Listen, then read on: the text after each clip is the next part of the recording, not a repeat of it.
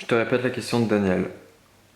Arrêter de pleurer les morts, sujet plus tabou, mais l'enfermement des religions ou autres, et bien entendu le sujet, l'amour et ses nombreuses facettes et malversations ou incompréhensions de ce mot si galvaudé, et surtout en version humain. Après, tu peux aussi te lancer sur les anges, les guides, comment leur parler. Sans oublier de peut-être faire une vidéo de présentation de comment tu arrives à croire à l'invisible en étant cartésien à la base. Tout cela de ton havre de paix, voilà pour toi. Bon, alors je te remercie pour tous ces thèmes, Daniel. Pour la présentation, tu auras ça dans d'autres vidéos. Alors, c'est pas fait de mon havre de paix puisque je suis à Aix-en-Provence, en pleine ville. D'où le bruit tout le temps sur les vidéos. Alors, il y a pas mal de choses. Arrêter de pleurer les morts. Pourquoi faut arrêter de pleurer les morts? Si on pleure les morts, c'est qu'il y a encore à pleurer. Peut-être leur écrire pour vider son sac et pour pouvoir enfin passer à autre chose, ce qui permet de tout dire. Puisque si on écrit, au niveau de cette expérience, ils ne liront pas ce qu'on écrit. Donc on vide, on vide, on vide. Peut-être que c'est aussi parce que ton ego n'a pas envie de mourir et qu'il n'a pas du tout envie de voir ce qui meurt en toi, alors plutôt que de pleurer sur lui, il pleure sur des choses extérieures. Voilà pour arrêter de pleurer les morts, mais je vois pas pourquoi il faudrait arrêter. Si tu pleures encore les morts, c'est que tu dois continuer à pleurer les morts, si ça te concerne. Après, il y avait tout un truc sur les guides, les anges, etc. C'est ça? Ouais. Ouais. Alors, ça ne me concerne pas du tout, tu feras pas du tout à la bonne porte, je suis désolé. Je vais expliquer mon point de vue qui n'est que ma vérité à moi. Moi, mon chemin, c'est pas du tout de passer par la forme, en fait. Je sais que j'ai pour l'habitude, et je suis en train de travailler ça pour vraiment relier en gros le divin en moi et moi pour récupérer mon pouvoir et être dans ma liberté. De plus dire ce que j'ai tout le temps, c'est on me dit. Et souvent, les gens me renvoient, mais quand tu dis on, c'est qui? Et moi, perso, je sais pas et je m'en fous, en fait. Ce que je sais, c'est que ce que j'entends et ce que je vois, c'est juste. Donc, qui transmet le message ne m'intéresse pas. Dans ma vision des choses, je passe pas par les formes parce que je trouve que déjà c'est rentrer dans des postures hiérarchiques et donc on n'est pas du tout dans quelque chose de juste. Parce que ça veut dire qu'il y a moi, et puis au-dessus il y a les guides, et puis au-dessus il y a les anges, et puis au-dessus il y a les archanges, et en fait je mets juste de la dualité, pas sur Terre, alors déjà qu'on n'est pas incarné, mais alors si en plus en fuyant on rajoute beaucoup de dualité et d'étages, c'est juste déplacer le problème et ça ne règle pas du tout. C'est pour ça que moi ça ne m'intéresse pas. D'autant que comme je travaille sur le fait que, enfin je travaille avec le fait que tout est miroir,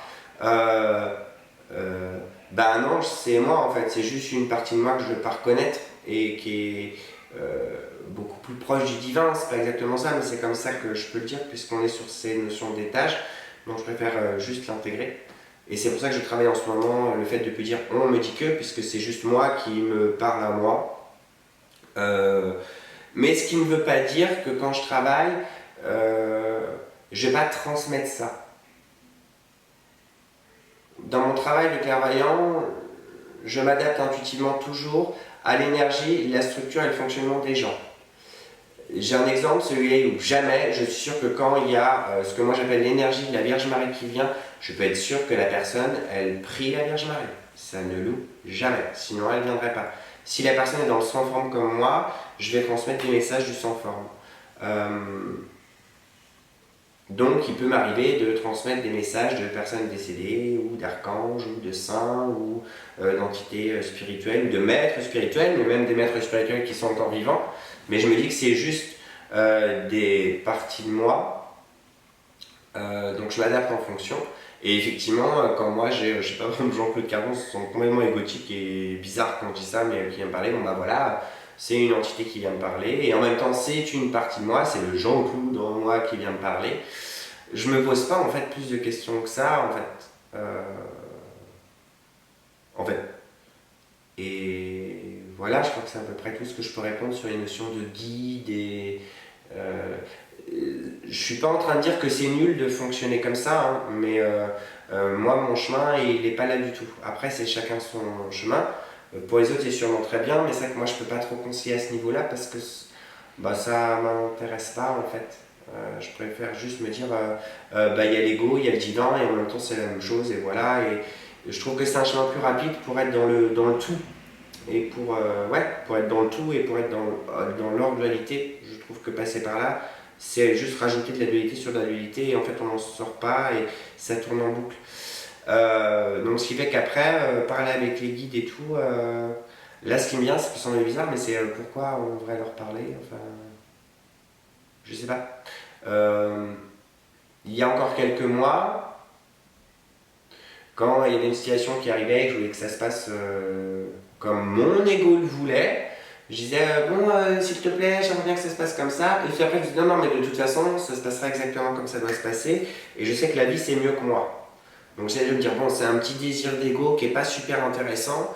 Voilà, donc je suis juste ce qui vient et c'est je fais confiance à ce truc qui me porte et qui nous porte tous. Donc ce qui fait que je parle pas trop avec ce qui est en haut. Je trouve ça plus intéressant de parler avec les gens qui sont en face de moi, ou parler avec un chat, ou parler avec un arbre. Et c'est sûrement dû à mon côté très cartésien, parler dans le concret.